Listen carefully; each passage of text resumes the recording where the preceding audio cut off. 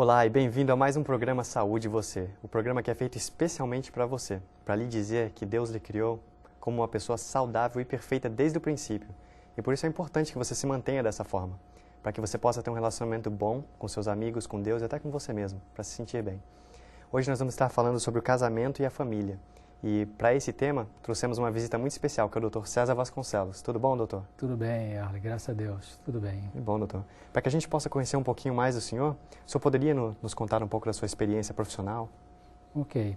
Eu tenho trabalhado há muitos anos como psiquiatra, sou médico psiquiatra, membro da Associação Brasileira de Psiquiatria e trabalhei vários anos para o Hospital Adventista Silvestre, no Rio de Janeiro, como também para o CAVES, o Centro Adventista de Vida Saudável, que fica em Nova Friburgo, também no Rio de Janeiro, que pertence ao Hospital Silvestre. E decidi fazer um estudo mais profundo de obra médica missionária evangelística e vim fazer esse treinamento, esses estudos no Wildwood, que tem um hospital e um centro de vida saudável, e essa escola de obra médica missionária, onde fornece esse treinamento para esse tipo de trabalho tão maravilhoso. Uhum. Muito legal, doutor. A gente vê que o senhor não perde tempo. Está se informando aqui e ali. Que bom, doutor. Vamos dar a introdução ao nosso tópico de hoje, então. A primeira pergunta para o senhor é: quais são os fatores mais importantes para o bem-estar no casamento, na família e na vida emocional ou pessoal? Então, a gente pega assim os três segmentos, né, três grupos de pessoas, a família, focando mais o casal e a pessoa, né, o indivíduo. Eu creio que para ajudar para esses três segmentos, três grupos, poderem receber ajuda e ter um processo de amadurecimento, de felicidade, eu acho que são três coisas, viu, Yarley? É a religião, é a verdade e é a ação. Ou seja, esses três itens precisam ser entendidos e aplicados na vida pessoal e familiar e do casal. No casal também. E doutor, como que deve ser a religião no casamento, na família ou na vida espiritual, na vida pessoal? Isso é uma coisa que eu gosto de explicar sobre isso, porque geralmente na nossa cabeça, na sociedade, quando se fala em religião, o que se pensa? Se pensa em termos de igreja, né? Igreja A, B, C ou D, católica, batista, presbiteriana, luterana, budista, espírita e tal. Mas religião, no sentido que eu pensei nesse tópico que estamos conversando hoje, né? Religião, verdade e ação, as três coisas são necessárias para a felicidade da família e das pessoas. A religião é mais do que apenas você pertencer a uma certa denominação, né? Então, se a gente vai no dicionário e procura lá o verbete, a palavra religião, o que diz? Religião é crença na existência de forças superiores, crença na existência de que há um Criador do universo, a manifestação dessa crença através de doutrinas ou de rituais que existem nessa ou naquela igreja. A pessoa que se afilia, se associa a um tipo de filosofia, a um sistema de pensamento, né? Isso é religião. Então, no sentido mais ao pé da letra, né? Religião é isso, uma corporação, uma denominação. Mas existem outras definições de religião e a religião que eu acho que realmente é uma necessidade para a felicidade das pessoas, ela vai mais além do que esse simples conceito de religião, é você ser membro dessa ou daquela igreja. Então, realmente tem outras posições, né? Outras definições. Muito legal isso, doutor. Tem aqui também algumas definições que a gente estava até conversando em off. Deixa eu ler algumas delas para vocês. A religião de Cristo, isso foi escrito pela educadora Ellen White. E diz o seguinte: a religião de Cristo revela-se como um princípio difusivo e vitalizante, uma energia espiritual operante e viva. Quando o coração é aberto à influência celestial da verdade e amor, esses princípios fluirão de novo como torrentes no deserto, fazendo que apareçam frutos onde agora há esterilidade e penúria. Isso. Profetas e Reis. Você tem a referência aí, talvez alguém possa se interessar, onde que está escrito o livro? Foi escrito, como eu falei, por Ellen G. White, no livro Profetas e Reis, página 234. É um livro que foi publicado pela Casa Publicadora Brasileira. Então, olha essa definição que o Yarley leu ali. Ellen White está falando que a religião de Cristo se revela como um princípio. Ela usou duas palavras interessantes, um princípio difusivo e vitalizante. O que é princípio difusivo? Princípio difusivo é uma coisa que entra no ambiente e se espraia, se espalha, né? Então, a religião de Jesus é um princípio, é uma coisa, é uma energia, um poder, que a Bíblia chama de graça, que entra na pessoa e se espalha pela pessoa. Então, difusivo. E ela fala também que é vitalizante, quer dizer, vitaliza, dá vida, dá energia, dá ânimo, dá coragem, dá determinação. Então, é interessante esse conceito. E ela diz um pouquinho mais na frente, né, de que esse tipo de religião, quando esses princípios entram na pessoa, tocam na pessoa, então muda a pessoa. Começa a aparecer frutos positivos onde antes havia, ela falou esterilidade, quer dizer, não havia vida, havia morte, havia nada, havia passividade, havia uma estagnação. Então, esse conceito de religião eu gosto, né? É um conceito de religião como um poder de Deus que entra na pessoa e pode modificar a pessoa, seja na família, seja no casamento, seja na vida pessoal, né? E é diferente, é mais além do que o conceito de religião apenas como uma denominação. Certo. Né? Muito interessante. Uhum. Tem mais uma passagem aqui, doutor, que o senhor pode explicar para nós também? Uhum. Também pela grande educadora Ellen White. E essa passagem se encontra em Parábolas de Jesus, páginas 129 e 130. E ela diz o seguinte: naqueles que a possuem, a religião de Cristo revelar-se-á como um princípio vitalizante e penetrante, uma energia viva, operante e espiritual.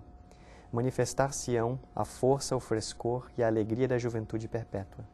Então você vê que de novo ela repete o conceito de religião bem prático, né? A religião prática, ela é um princípio vitalizante, ou seja, é uma energia que a Bíblia chama de graça, né? O Espírito Santo que vem no ser humano e modifica o ser humano e dá vitórias sobre alguma coisa, na família, que é o que nós estamos estudando, no casal e na pessoa individual. Então, essa qualidade de religião realmente é que é muito mais além do que apenas religião no sentido de uma denominação religiosa, né? Esse é interessante esse texto. Vamos ver então a nossa última citação aqui, que também foi feita pela Ellen White e se encontra em Meditações Matinais, Refletindo a Cristo, página 106. E diz o seguinte: a verdadeira religião consiste em se colocar sobre a orientação de Deus, em pensamentos, palavras e ações. Olha só, bem interessante, né? É isso. Então, essa qualidade de religião, eu disse, né? Que nós precisamos de 3 coisas para a família, para o casal e para o indivíduo, né? A religião, a ação, né? E decidir fazer as coisas. Quer dizer, a verdade, a religião e a ação. Então, que religião? Nesse sentido, como ela fala aí, se colocar sob a orientação de Deus nos seus pensamentos, nas suas palavras, nas suas ações. Então, ir recebendo esse poder que vem através da prática da verdadeira religião, que é uma espiritualidade, né? Ou seja, não é somente ir à igreja e esquentar o banco. Na verdade, uma espiritualidade, uma religião viva. Isso. Você realmente tem uma experiência própria de você com Deus. Isso, exatamente. Muito interessante. Então, doutor, existe a religião denominacional e a religião de espiritualidade, como o senhor está falando. Exatamente. A religião denominação é você dizer, eu sou batista, eu sou adventista, eu sou presbiteriano, eu sou católico. Isso é religião denominação, né? Agora, religião espiritualidade é quando você tem a sua religião denominação e você cresce espiritualmente lá na igreja da qual você faz parte. Então, você pode encontrar pessoas que elas têm uma espiritualidade, elas estão sendo crescidas por Deus, Deus está tocando na vida delas, elas estão buscando luz, embora não esteja em nenhuma denominação ainda. E tem pessoas que estão na denominação A, B, C ou D, né, mas que não estão crescendo na espiritualidade. Né? Tem a religião apenas como, como uma roupa, né? Quer dizer, igual você tem um time, né, no Brasil, é Flamengo, Corinthians, São Paulo, você tem mais nada mais, né? Então, bem explicado, gostei do exemplo também. E como que isso se aplica ao casamento, à família ou até mesmo à vida pessoal? Por isso que eu estava dizendo, né? E a Ellen White comenta de que a religião, a espiritualidade, ela é uma energia modificadora. Não dá para você viver a religião, a espiritualidade e continuar a ser a mesma pessoa, né? Ela vai animar a pessoa a buscar a mudança. Religião e espiritualidade é quando você tem um encontro com Deus que é profundo, que é verdadeiro. E nesse encontro com Deus, Deus vai te mostrar um monte de coisas, boas e ruins. O que Deus vai mostrar de ruim? Deus vai mostrar o caráter, os nossos defeitos de caráter, né? Vai mostrar o quanto nós precisamos da graça dele para poder ter as vitórias sobre os defeitos de caráter que se manifestam na família, no casamento e eu comigo mesmo, né? Então a religião e espiritualidade, que é essa prática profunda do contato com Deus pela palavra, pela oração, no contato com a natureza, né? Faz a diferença toda porque nos capacitamos assim para nos tornarmos pessoas diferentes e daí vamos poder melhorar na família, no casamento e individualmente. Uhum. Isso quer dizer que a gente não precisa fazer nada, então essa força faz tudo por nós? Não, não quer dizer isso, né? Você tem que buscar. Aquele que busca, encontra. Aquele que pede, recebe. Aquele que bate, a porta lhe é aberta. Quer dizer, nós não podemos fazer nada para mudar a nós mesmos. Nós não temos poder para mudar a nós mesmos, mas nós temos a capacidade de decidir, de buscar o contato com Deus, que aí sim Ele nos capacita para mudar, né? Uhum. Agora entrando um pouquinho na verdade, o que o senhor diria sobre a verdade? Você lembra que Jesus disse, está lá no Evangelho de São João, no capítulo 8, verso 32, né? Ele disse, conhecereis a verdade e a verdade vos libertará. Então, por que a verdade é importante na família, no casal e no indivíduo? Porque nós temos que ser honestos e sinceros e descobrir qual é a maneira melhor de funcionar. Essa maneira como eu funciono é a verdade que Deus quer, né? Ou o que está me prendendo? Eu preciso conhecer verdades a meu respeito. Por que eu não consigo amar aquela pessoa da minha família como eu, na verdade, acho que deveria amar, mas eu não consigo amar? O que está acontecendo comigo? Estou com raiva, estou aborrecido, estou desanimado, estou magoado, estou ferido. O que está acontecendo? Que verdade é que existe em mim, né? Também Jesus disse no mesmo capítulo São João 8, se pois o Filho vos libertar, verdadeiramente sereis livres. Então precisamos de uma verdade na família, no casamento e na vida individual para poder nos levar ao autoconhecimento, por que eu funciono do jeito que eu funciono, né? E com esse autoconhecimento, que é promovido pelo Espírito Santo, eu posso então começar a ter mais saúde mental, né? Uhum. Então, a verdade, muitas vezes, numa família, o pai diz para o filho, você precisa me obedecer, e o filho fala assim, não, eu já sei tudo, já sei qual é toda a verdade que você quer dizer para mim. Não, ele não tem toda a maturidade para saber, né? Ou às vezes um casal tem discussão, tem briga, e eles, um acha que já sabe tudo, que não tem que mudar nada, e tem frases desse tipo assim, você me conheceu assim, sabia que eu era assim, então essa aqui é a verdade, e se quiser assim, me aceita. Uau, isso não é toda a verdade, né? A verdade que eu sei de mim mesmo, ela é apenas uma verdade parcial. Quer dizer, eu não tenho todo o conhecimento agora, exatamente agora, de como eu funciono. Tem muitas coisas que são inconscientes, né? Você pode observar coisas em mim, convivendo comigo, que eu não vou perceber. Só se você me disser, ei, você percebeu que você falou aquela coisa daquele jeito? Viu a entonação da tua voz, como é que estava? Não percebi. Você acha que eu estava nervoso? Você estava muito nervoso quando você falou aquilo para aquela pessoa. Eu nervoso? Eu não, falei com calma. Eu não percebi que eu estava. Uhum. Né? Então, eu preciso da verdade. Qual é a verdade do meu comportamento? Bom, quer dizer que eu estava nervoso mesmo? E Arley, puxa, então preciso aprender a me controlar melhor. Então, quando eu conheço a verdade sobre mim mesmo e peço a Deus para me mudar, para me aprimorar, então a família, o casal e eu individualmente vou poder melhorar, né? Uhum. Doutor, como que nós podemos construir essas mensagens na nossa mente? A verdade, eu estou falando um pouco aqui de verdade emocional, né? Uhum. Não da verdade espiritual no sentido de doutrinas da verdade. Quer dizer, a verdade emocional, os pensamentos que nós temos, as crenças centrais, elas são construídas através da família de onde nós nascemos, de onde vimos, né?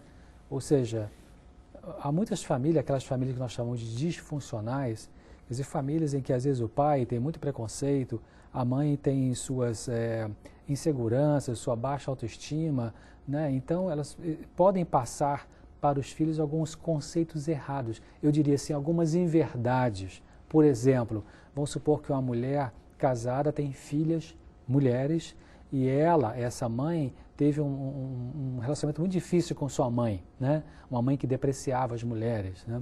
Uhum. Então, essa mãe pode querer passar para sua filha essas inverdades, tipo assim, mulher, realmente homem tem razão de não dar muita bola para a mulher, ou, sabe, mulher é uma pessoa muito fraca mesmo, passa esses conceitos errados. Ou às vezes a mãe passa para a filha conceitos errados, tipo assim, olha, cuidado com os homens, viu minha filha, cuidado com o rapaz que vai namorar, porque homem é tudo a mesma coisa. Então, sabe, esses conceitos que vão entrando, né, ou que o pai passa também para os filhos ou para suas filhas. Então, na família onde a gente cresce, pode ser que a gente escute algumas coisas que a criança vai escutando e vai achando que são verdades.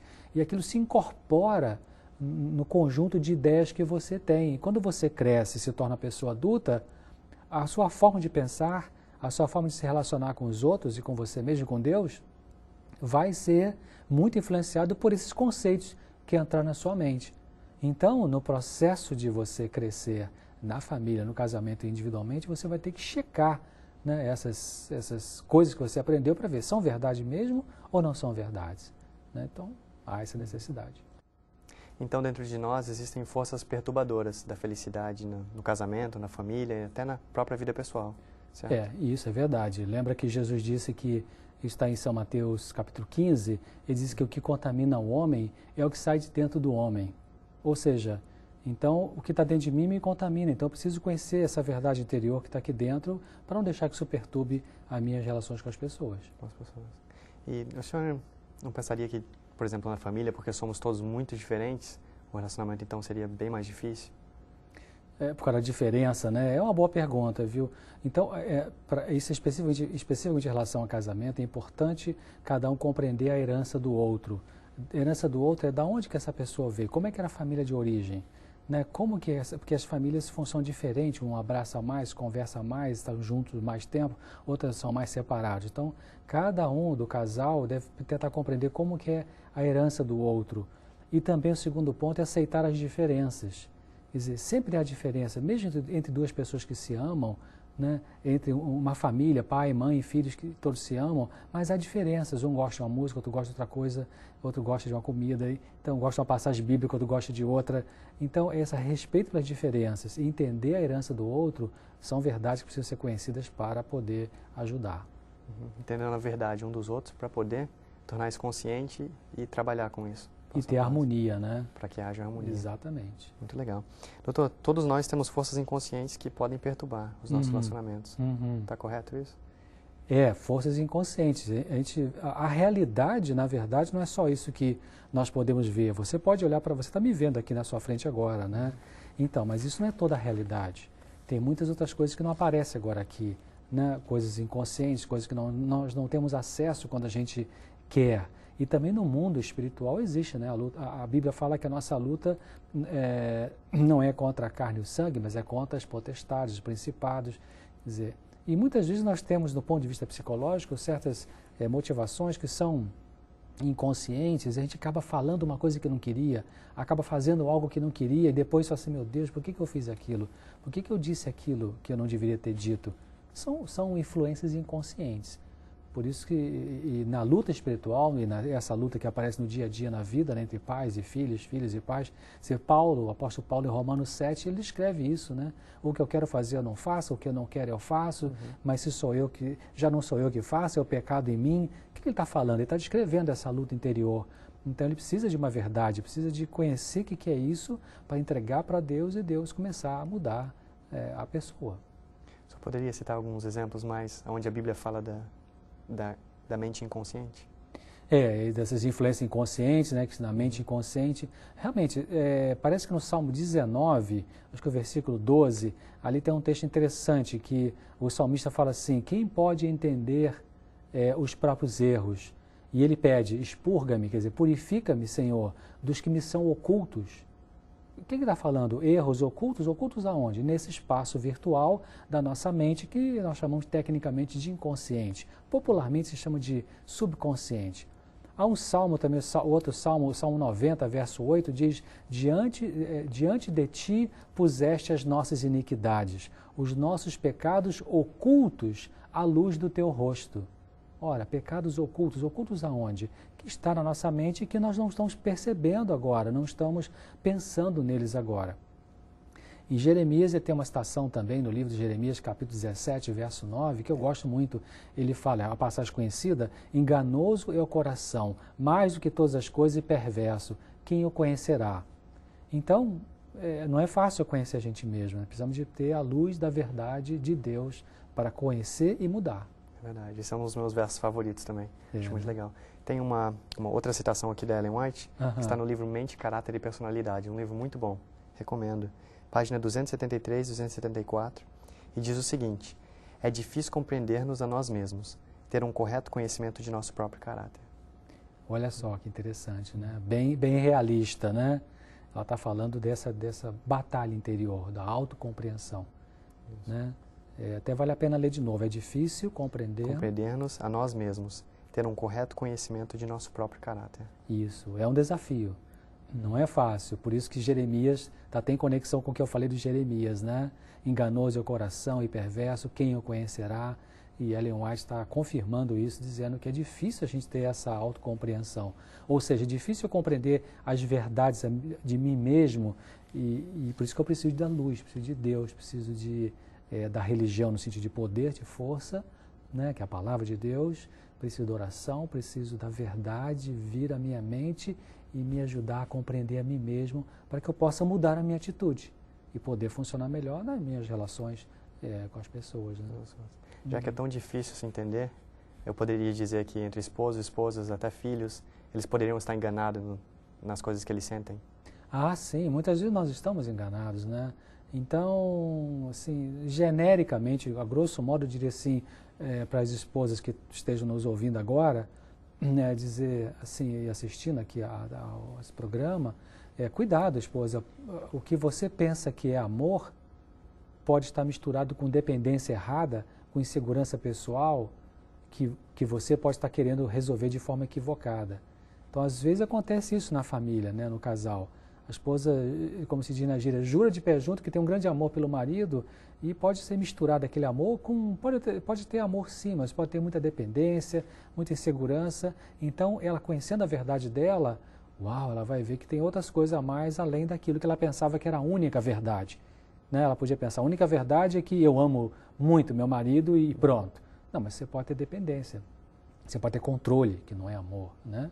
Então, também para os maridos, né, se alguém estiver assistindo, algum esposo estiver assistindo o programa, talvez você, esposo, possa pensar que é exagero do que a sua esposa precisa em termos de afeto, de diálogo, de carinho, sem sexo, né? Às vezes o marido acha, está demais, essa mulher não desgruda de mim, né? Então, pode ser que esse esposo tenha dificuldade de se dar afetivamente. Mas ele pode não perceber essa verdade nele mesmo. Ele pode só colocar a culpa nela e achar que é ela e que é demais, né? Carinhosa demais e muito chamegonga e tal, né? E, na verdade, ele pode ter também ou ela não ter, e só ele ter a dificuldade de ser afetivo. Então, essa compreensão da verdade pessoal, por que eu sinto isso, ou por que eu não sinto isso, que seria bom sentir, é a verdade que eu preciso compreender. E um jovem também, um filho, uma filha, né, também precisa pensar algumas vezes o que será que o filho às vezes interpreta como falta de amor dos seus pais. De repente pode ser o fruto de uma atitude desse filho, dessa filha, de exigir demais coisas desses pais, de exigir perfeição demais, né? Então pode interpretar, meu pai não gosta de mim porque, aí diz lá, porque não fez o que eu queria, porque não deu o que eu queria. Então, peraí. E outras coisas que consegue dar para você, consegue manifestar amor de tantas maneiras, né?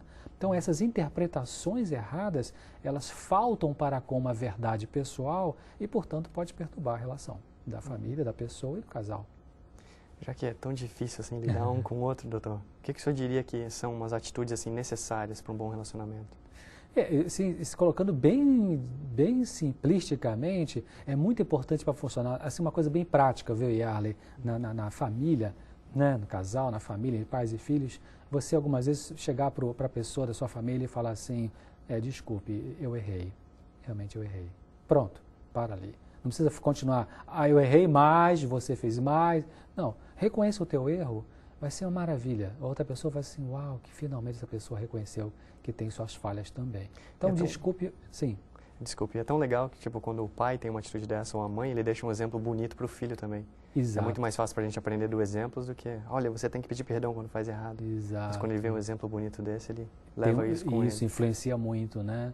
Então, desculpe, eu errei. É uma coisa bem prática, pode ser usada. Ou então, você tem razão. Pronto, uma coisa você ter razão, realmente, você está certo, né? E eu te amo, apesar dos nossos defeitos, eu te amo bastante, né?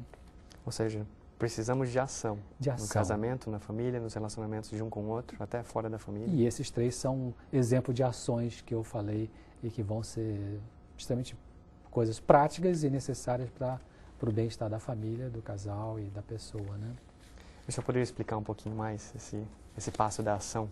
O da ação tem uma coisa tem um pensamento simples que ajuda bastante. É assim, nada muda se eu não mudo. Uau, parece uma coisa meio óbvia. Não, mas muitas pessoas adiam as mudanças. Sabe que tem que mudar, mas adia. Ah, não, semana que vem. Ah, não, depois eu leio esse livro. Ah, não, depois eu vou lá conversar com aquele conselheiro. Ah, não, agora não me interessa. Então, vai adiando, não faz as coisas que precisaria fazer para poder ter uma mudança real, né? Ou seja, relembrando os 3 passos rapidamente, a religião. Ou seja, a religião como graça. A religião que tem poder, não somente uma denominação, mas uma religião que te traz poder. Exatamente. A verdade, ou seja, buscando uma autoavaliação, buscando encontrar o que realmente passa aqui dentro. Isso. Certo? E o último passo seria o passo da ação, que é muito importante. Exatamente. Tomando as rédeas do cavalo e dominando o problema. Vamos fazer alguma coisa. Vamos fazer alguma coisa sobre o assunto. Isso. Porque a resposta não cai do céu. Isso. Doutor, muito obrigado. O assunto foi muito interessante hoje. De nada. Prazer ter estado aqui. Muito obrigado pelo convite. O prazer é todo nosso. Infelizmente, nosso tempo já se acabou, mas eu espero que você esteja ligado no próximo programa. E fico feliz que você pôde estar conosco. Espero que essas informações tenham sido interessantes para vocês também. E até mais. Nos vemos no próximo programa.